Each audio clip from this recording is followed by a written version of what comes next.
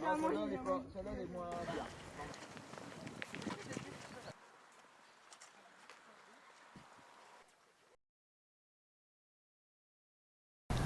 À quoi sert ce mur marron?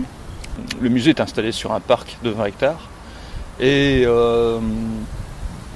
comme il y a un musée au milieu, il fallait quand même qu'il y ait un minimum de protection autour du parc.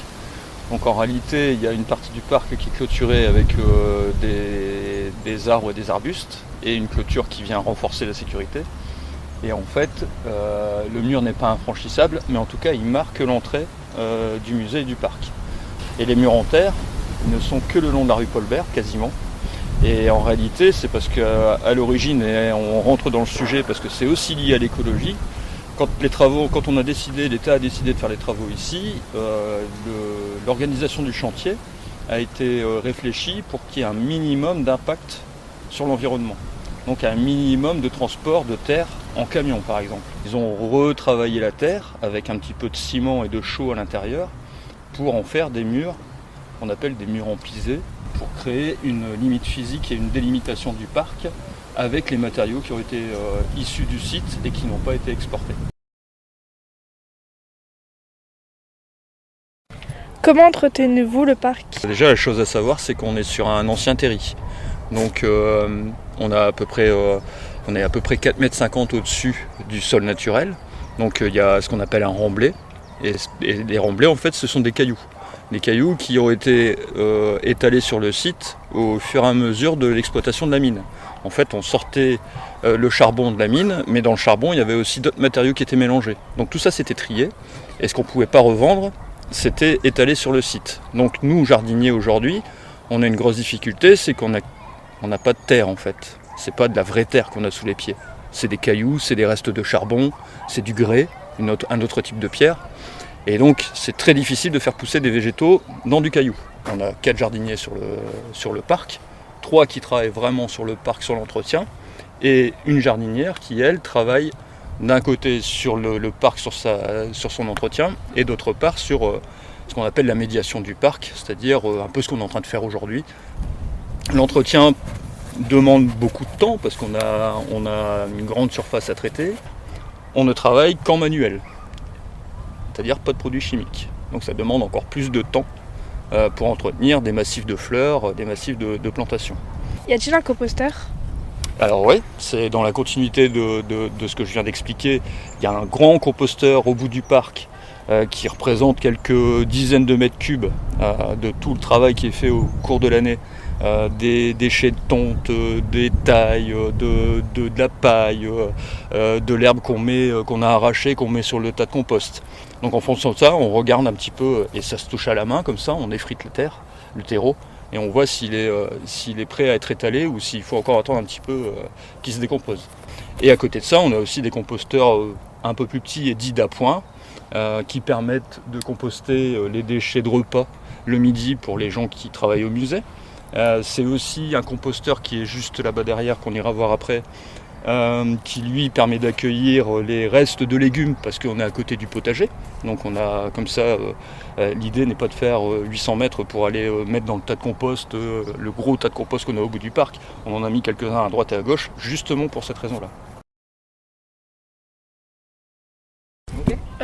Pourquoi avez-vous décidé de mettre de l'eau dans le parc? La biodiversité démarre par l'eau, en fait la vie démarre par l'eau. Il faut absolument la présence d'eau pour qu'une plante, s'il n'y a pas d'eau, elle ne vit pas. Un insecte, s'il n'a pas d'eau, il ne vit pas. Un animal, s'il n'a pas d'eau, il ne vit pas. Le bassin a été rajouté en cours de route, en cours de projet, parce qu'à ce moment-là, on a mis en place ce qu'on appelle un puits de géothermie. La géothermie, c'est ce qui permet de produire de l'énergie. On va chercher l'eau dans la nappe phréatique, dans le sol, et après ça passe dans toute une machinerie qui est en bas du musée, dans les sous-sols, et ça permet de créer de la chaleur ou du froid. Comme on a des équipements un peu particuliers dans le parc, j'appelle ça des équipements, mais ce sont dans l'esprit de l'architecte, ce sont des bancs naturels pour s'asseoir, mais de manière naturelle. C'est des bancs naturels, ce qu'on appelle des bancs de contemplation. La difficulté de ces équipements-là, c'est que si je les arrose pas régulièrement, ils deviennent tout jaunes. Et le gazon qui est dessus, il meurt. Donc ça, on fait des arrosages la nuit. Pourquoi tiens on les fait la nuit? Parce que sinon ça va brûler. C'est une raison. Si j'arrose trop tôt ou qu'on a des gouttes d'eau sur le gazon, ça fait un effet loupe, tu as raison, et ça peut brûler. Ça c'est une des raisons. Comment? Elle va s'évaporer du coup. L'eau elle peut s'évaporer aussi, exactement. On va perdre l'eau. Exactement, et en fait tu auras perdu une bonne partie de l'eau qui sera échappée et qui sera repartie dans l'atmosphère par évaporation. Et en réalité c'est exactement pour ça qu'on arrose la nuit, et aussi parce qu'on a du public, et on ne peut pas allumer les arroseurs quand vous passez dans le parc. La vie s'est installée grâce au bassin. Ça a été dans un premier temps des têtards, les têtards se transforment en grenouilles, en crapauds, ça amène des libellules, et c'est toute la chaîne de nutrition comme ça qui se met en place. D'où viennent les poissons? Alors les poissons, j'ai eu l'occasion de récupérer ce qu'on appelle un fond de vivier. Un vivier c'est un petit étang où tu mets les poissons en attendant de les remettre dans un grand étang.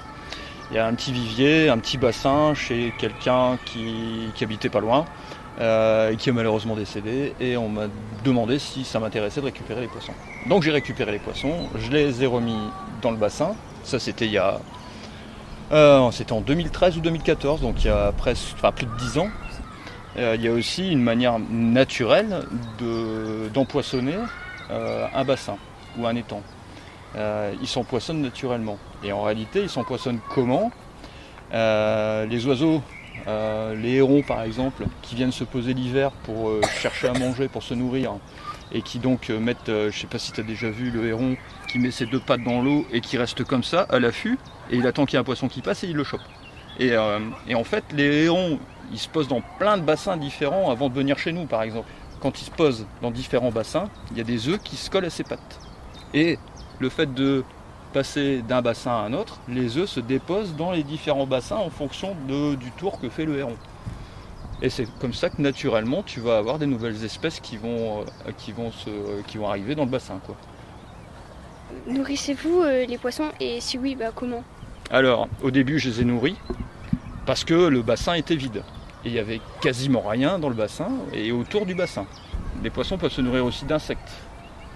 Des insectes se posent sur l'eau, les poissons les mangent. Ça peut être aussi des bourgeons ou des éléments un élément végétal qui tombe d'un arbre et qui va tomber dans le bassin, ça va être une source de nourriture aussi.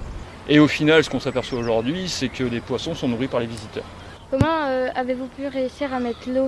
Via l'arrosage automatique dont je parlais tout à l'heure, l'eau qui est passée dans les pompes à chaleur, en fait, il y a une toute petite bifurcation dans le tuyau qui renvoie l'eau à la nappe phréatique et qui vient alimenter le bassin. Imagine, le bassin est vide, on a un tuyau dans le fond, il envoie de l'eau monte jusqu'en haut.